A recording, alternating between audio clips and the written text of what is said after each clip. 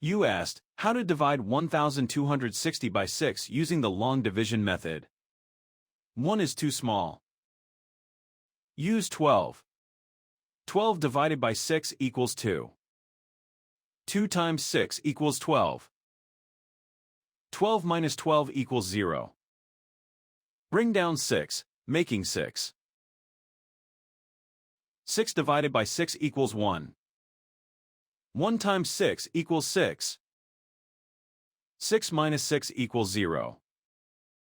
Bring down 0, making 0. 0 divided by 6 equals 0. 0 times 6 equals 0. 0 minus 0 equals 0. The remainder is 0. The final result is 210.